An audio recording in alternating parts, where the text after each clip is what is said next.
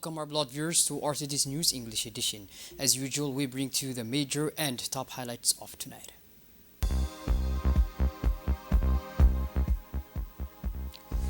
The head of state chairs the 17th Council of Ministers session.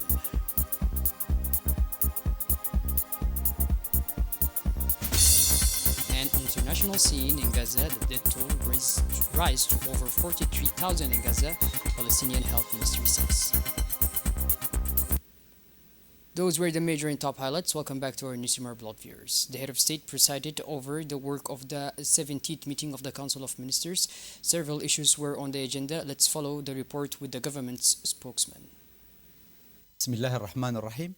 Sous la présidence de son Excellence M. Ismaël Omar Guelleh, président de la République, chef du gouvernement, a eu lieu ce matin 29 octobre 2024 la 17e séance du Conseil des ministres. Presidency of the Republic, the first issue, draft law approving the 2023 financial account of ANSI. ANSI's financial account for the 2023 financial year show incomes of 388 millions and expenses of 323 millions, with a surplus of 65 million. Profit for the year was 65.6 million, significant increase on the previous year. During the 2023 financial year, ANSI carried out a number of actions, namely the reinforcement of the network infrastructure, the improvement of the quality services, and the development of the information system, the extensions of the state integrated network, the modernizations of the prefecture in Djibouti City and in all our regions, support for the rationalization of IT systems in the public expenditure chain, the deployment of the public procurement solutions. ANSI has also rolled out the portal of the flagship EGO project, supported public institutions in the dematerializations of archives, and worked to raise awareness among government departments, the general public, and our children of the risks and harm caused by threat on the internet. At the same time, ANSI launched the CERT. Ministry of Health, the second question, draft law approving the financial report of the CAMP for the year 2023. The 2023 financial statement of the CAMP show incomes of 1.9 billion and expenses of 1.7 billion, with the net incomes of 241 million. The CAM initiated with the support of the Ministry of Health the implementations of the National Pharmaceutical Policy and the procurement of the strategy, as well as the provisions of several capacity building training courses. It has also carried out a number of projects, the implementations of management systems in 15 healthcare facilities directly connected to CAM, the launch of the one-time delivery project, the standardizations of the stocks with the subscribers, and an insurance policy of the implementation of a SAGE commercial accounting management system. The Minister of Labour in charge of formalization and social protection draft law approving the financial account for the 2022 financial year of the National Social Security Fund, CNSS. The CNSS financial account for the 2022 financial year has been drawn up with the income of 37.7 billion and expenses of 33.3 billion, with a surplus of 4,445 million.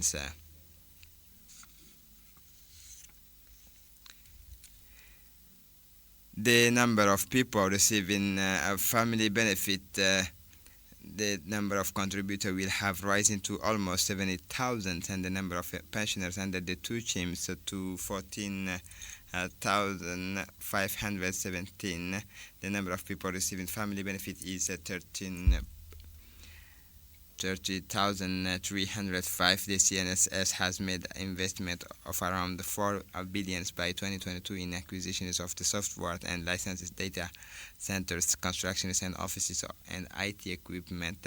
Nearly 3.4 billion is earmarked for fixed assets in progress, including the constructions of a new hospital, and 222 million for medical equipment.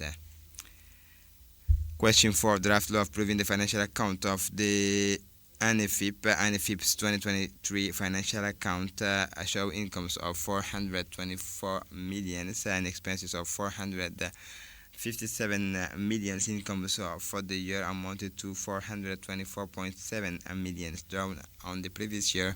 It consists mainly of incomes from the sale of permits and annual licenses. A number of other projects were approved following on from the report. Cinquième question, ministère de l'énergie chargé des ressources naturelles. The Minister of Energy in charge of natural resources. The fifth question is the green hydrogen development project have accelerated over the last 5 years in Obok Mulhulek Angar.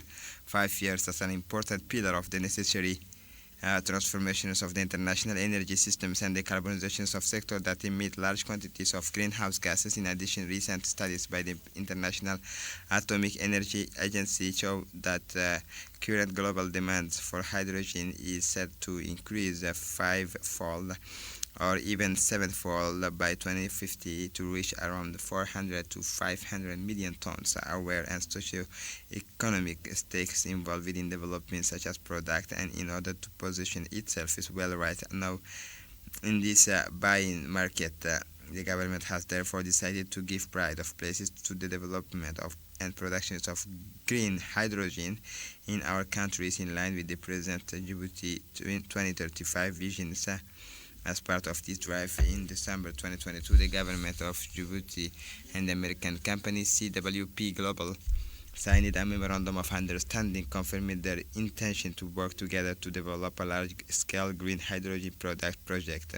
This structuring project will eventually include the constructions and operations of 5 to 10 gigawatt renewable energy and green hydrogen production facilities in Obok regions. It will be the first of its kind in Africa, opening the door to a major new green industrial opportunity for the Republic of Djibouti. The purpose of this draft decree is to set up and oversee the operations of the Interministerial Committee monitoring the implementations of the project to develop and produce green hydrogen in Obok. The purpose of this committee, which will bring together the institutions concerned, will be to inquire about the progress of the project, discuss any difficulties, constraints, problems encountered with a view to finding appropriate practical solutions, and take all necessary steps. The adoption of this draft will enable this large-scale renewable energy development project to be carried out in our country.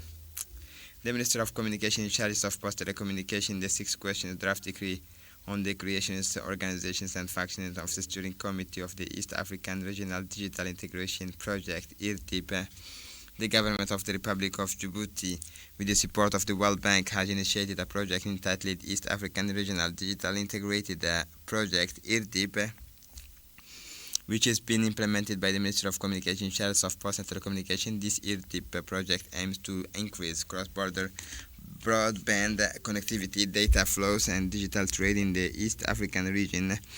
The project specifically aims to advance digital market integrations in the East African regions by improving affordable access to regional broadband connectivity, strengthening the enabling environment and policy convergence, the cross-border digital trade and data flows, and developing digital skills.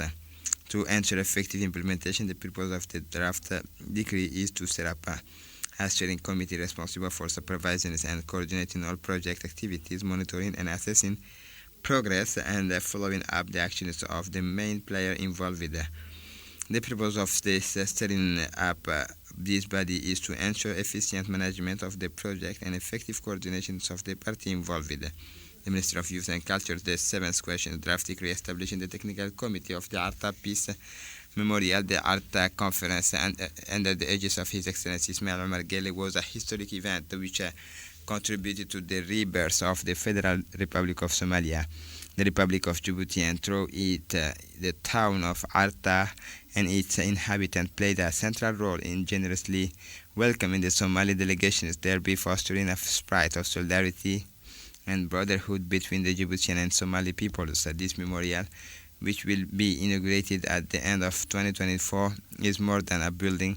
It is a tribute to the efforts made by our people and our politicians at the Alta Conference in 2000, which marked a decisive turning point in Somali reconciliations. It also aims to educate and raise awareness among future generations of the importance of peace and solidarity between the peoples of our region. To this end, a technical committee has been set up as part of the creations of the Alta Peace Memorial, an initiative of national, regional, and international scope. The main tasks of this body are to collect the archives relating to the Alta Conference, to set up the collections, and to design a museum itinerary. This committee brings together representatives from public, academic, and media institutions, offering a wide range of expertise to carry out the memorial missions. The Ministry of Labor in charge of formalization and social protection, the 8th question draft decree are appointed to the Ministry of Agriculture. Mr. Saeed Khaira Yusuf is confirmed as a Director of Rural Hydraulic. Mr. Saleh Dawood Saleh has been appointed Technical Advisor to the Minister of Agriculture. Mr. Mustafa Hassan Ahmed has been appointed Technical Advisor to the Minister of Agriculture. The Minister of Youth and Culture, Mr. Gaid Hassan Almi, is appointed Technical Advisor to the Minister of Youth and Culture. Mr. Umar Ahmed Almi is appointed Technical Advisor to the Minister of Youth and Culture. The Minister of Social Affairs Solidarity, Nagad Hussein Muhammad, has been appointed Technical Advisor to the Minister of Social Affairs Solidarity. Ms. Muna Abubakar Siddiq Abdullahi has been appointed Director of Studies and Prospection. Communication, the Minister of Budget presented a mission report to the annual meetings of the World Bank and the International Monetary Fund, IMF, which were held from 21 to 27 October 2024 in Washington, U.S. At these annual meetings, Djibouti stood out for its central role in ensuring stability in the strategic region of East Africa. The main discussions at the spring meetings focused on the reforms of the energy and telecommunication sector, budget management, and related reforms such as the PIFA, resources mobilizations, and debt management, and the review of the national debt. The participations of the Djibouti strong delegations and at the spring meetings of the IMF and the World Bank bears witnesses to our country's determination to strengthen its international relations and promote its role as a key player in the regional and continental economic landscape. The Minister for Youth and Culture has made the presentations of the National Week for Unity and Social Cohesion, First Unity 2024.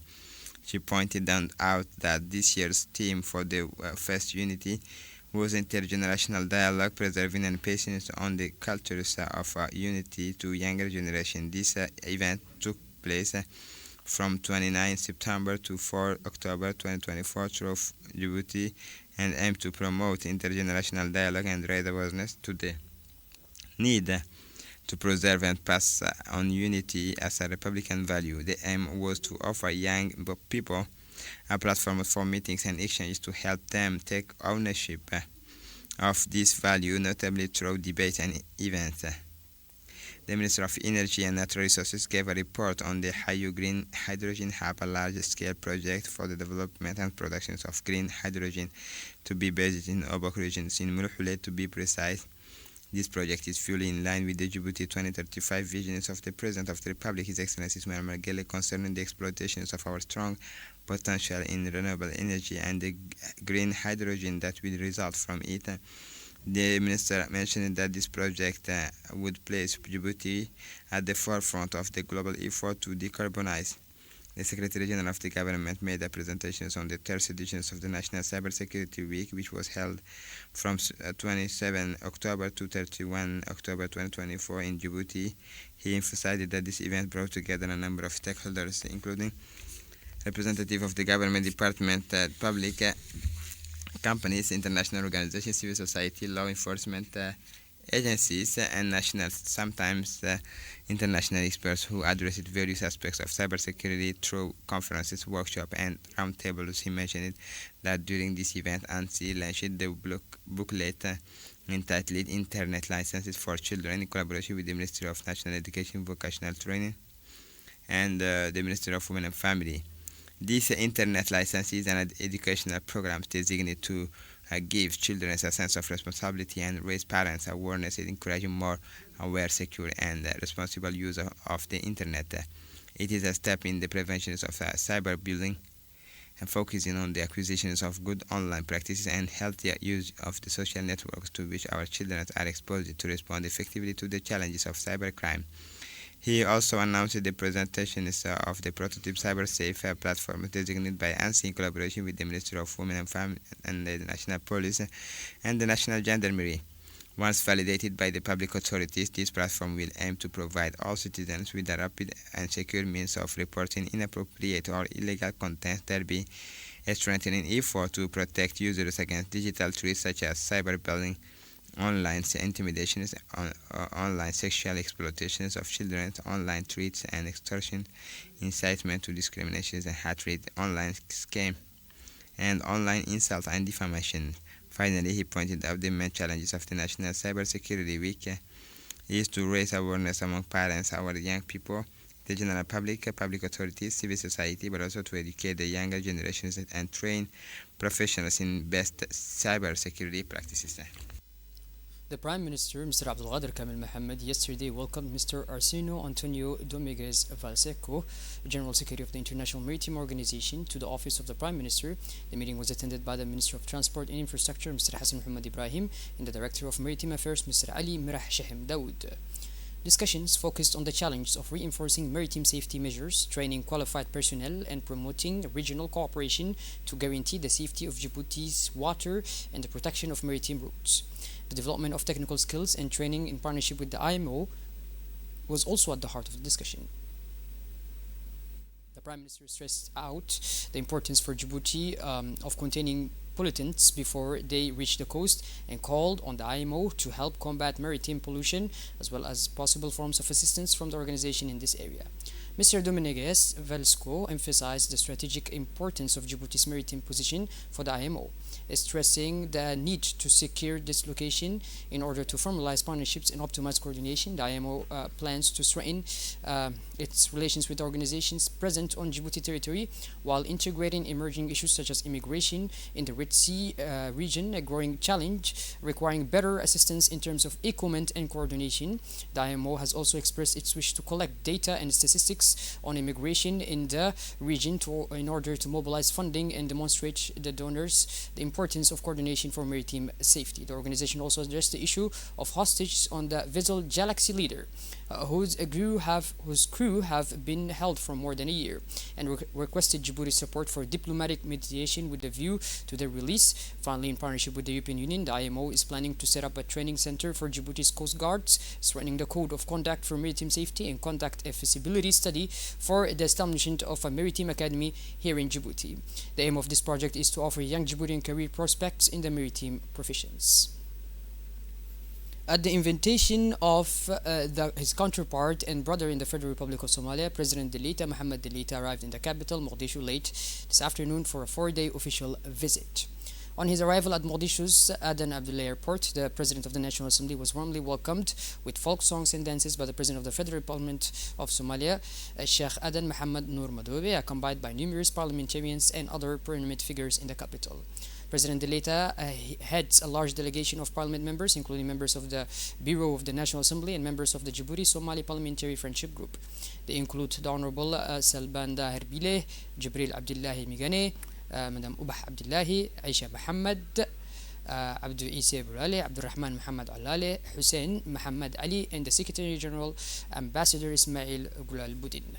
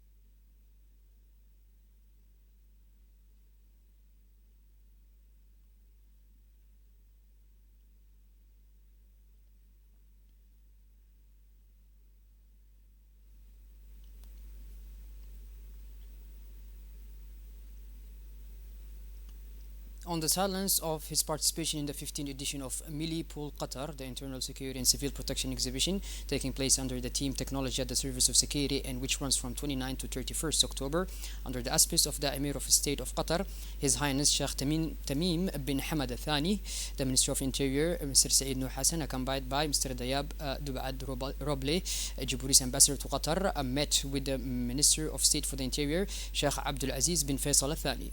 The warm meeting provided an opportunity to discuss ways and means of expanding cooperation, building the capacity of police and civil protection forces, intelligence and information, the fight against crime in its all forms, training and immigration management. On Sunday, October 27th, 2024, Mr. Mustafa Muhammad Mahmoud, Minister of National Education and Vocational Training, and Mrs. Dana, French Ambassador to Djibouti, signed an agreement aimed at reinforcing the establishment of preparatory classes for major schools in Djibouti. The aim of this agreement is to create a continuum between the School of Excellence and the preparatory classes for major schools in order to consolidate the establishments of CPGE in Djibouti. Mr. Eric, Advisor for Cooperation and Cultural Action, and Mr. Muhammad Abdullah Mahyoub, General Secretary of MENFOP, as well as other MENFOP officials, took part in this important signing ceremony. The Minister warmly welcomed the Ambassador for the support in strengthening the capacities of CPGE, which represents academic excellence. This project will, among other things, establish a legal framework and equip the physics, chemistry, and life and earth science laboratories.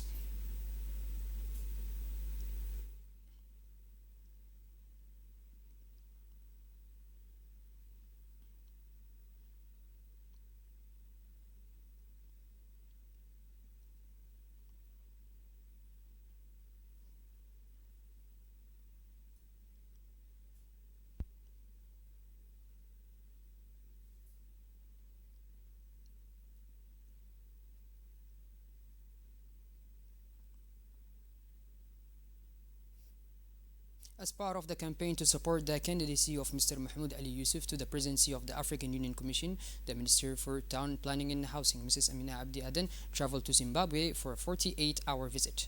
During her stay, she was received on Monday, 28 October 2024, by the President of the Republic, His Excellency Mr. Emerson Mnangagwa. During this meeting, Mrs. Amina Abdi Aden conveyed a message from the President of the Republic to His Excellency Mr. Ismail Omar Guelleh to his counterpart. President Emerson and Mr. Amina Abdi Aden discussed the priorities of the Djibouti candidate program and bilateral relations between the two countries.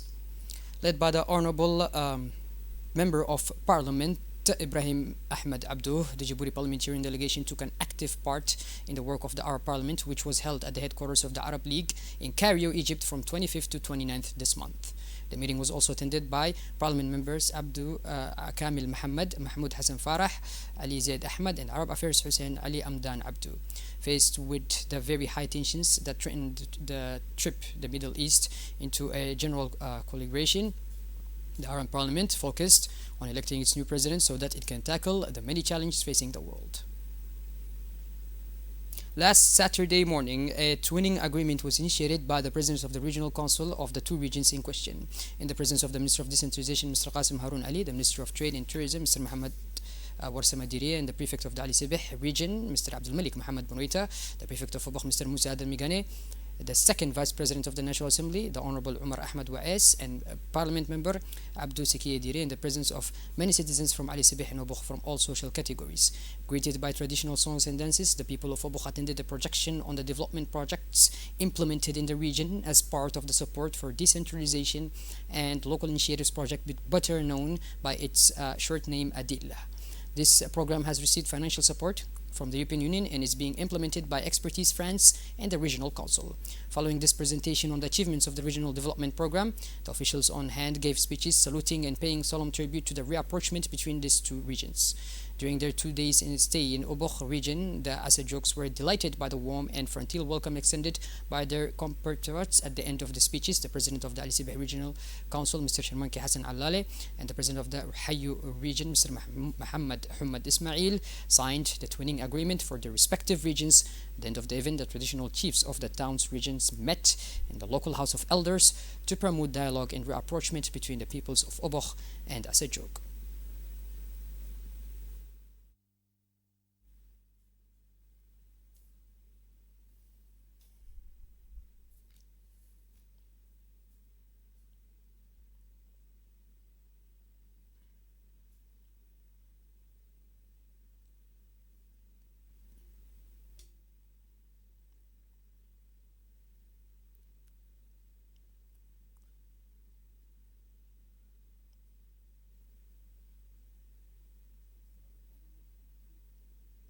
At the end of this event, the traditional chiefs of these two regions met in the local house of the wise men to promote dialogue and rapprochement between the inhabitants of Obokh and Asajok. The meeting was attended by the Minister for Decentralization, Mr. Qasim Harun Ali, the Minister of Trade and Tourism, Mr. Mohammed Warsame Dire, the Prefect of Ali Sibih, Mr. Abdul Malik Mohammed Bunoita, the Prefect of Obokh, Mr. Musa Adam Migane, the Presidents of the Regional Councils of the two regions, Parliament members, the Second Vice President of the National Assembly, and the Honorable Umar Ahmad Waez and Parliament Member Abdul Saki Dire. The traditional chiefs of Obokh thanked the regional authorities and all the Asajoks for their warm and frontal welcome. These visits to both regions will help to seal a frontal and collaborative relationship between the populations of our two regions. As part of the Amstay month and the fight against the proliferation of illicit small arms and light weapons, the Djibouti National Police organized a symbolic march, sending a determined and solemn message of peace to all African countries. The event is part of the African Union's continental initiatives to achieve an ambitious goal of silencing weapons by 2030 and building a secure future for generations to come. Before the start of the march, the official delegation, accompanied by the participants, planted trees along the Nagat Road in a gesture that was both symbolic and meaningful. The march brought together a wide range of participants, including the National Police, the Djibouti Armed Forces, the Republican Guard, the Coast Guard, as well as representatives of civil society and students. The march started in front of Camp Lemonnier and the procession headed towards the National Police firing range. Punctuated by slogans and songs for peace, the aim of the march was to raise public awareness in Djibouti and encourage a collective realization of the importance of building a peaceful and secure Africa. Arriving at the shooting range, the delegation witnessed a solemn and significant act, the destruction of absolute light weapons collected as part of the campaign. This symbolic act, reflecting the rejection of violence and the strengthening of public security, reflects Djibouti's determination to eradicate the threats posed by illicit weapons. By destroying these weapons, Djibouti joins other African nations in a shared commitment to a continent where peace and stability replaces armed conflict and insecurity.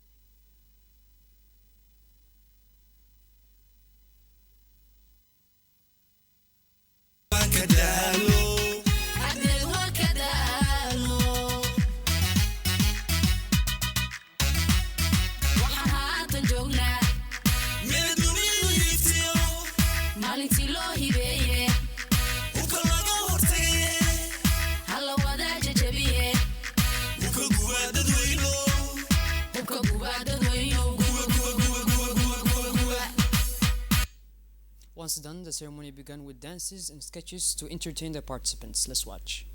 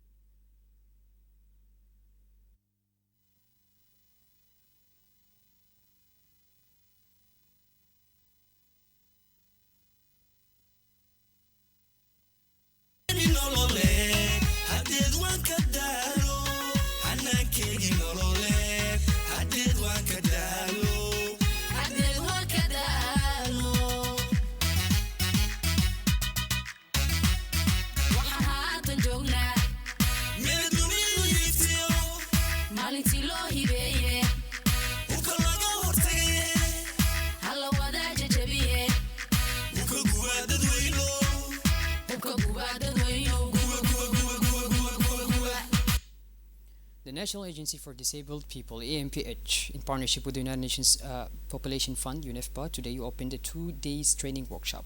The program focuses on key issues such as gender-based violence, female genital mutilation, and its link to reproductive health. The event was attended by the director of AMPH, Mr. Douali Saeed Mahmoud, UNFPA's representative, Madam Aisha Ibrahim, and several AMPH executives.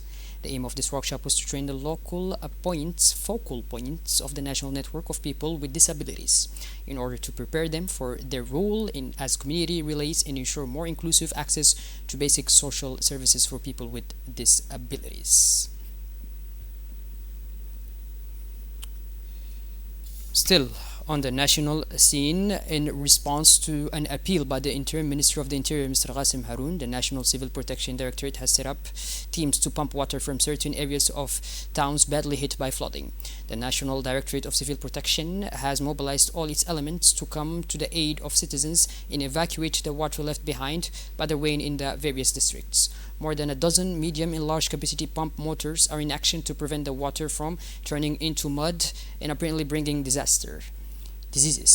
The RTD went to meet civil protection officers in the field to see the rainwater evacuation operations.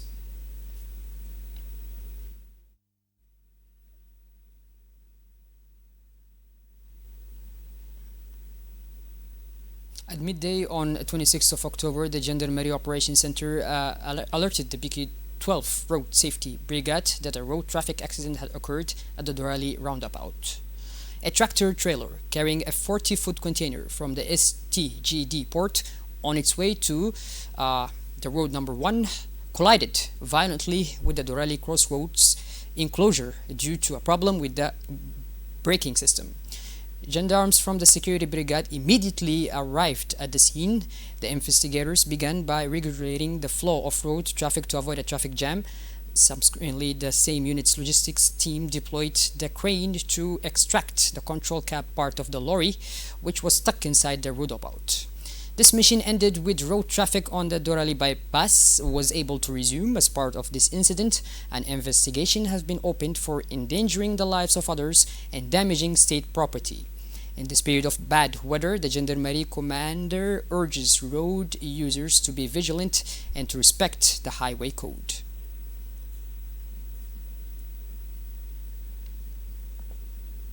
Shifting gears towards the international scene now, the death toll on Gaza has risen to more than 43,000, according to the Palestinian Ministry of Health.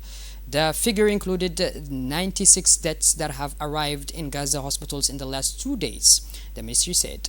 Israeli troops launched an operation in the north of the Gaza Strip, including a raid on a hospital last Friday. The World Health Organization has also accused Israel of detaining 44 hospital staff. Another health facility, which was treating around 200 patients, was also seriously damaged in a raid. Well, by this, our blood viewers, we finally conclude this edition. Thank you for being with us, and make sure to tune in later as usual for more. Have a wonderful evening and take care.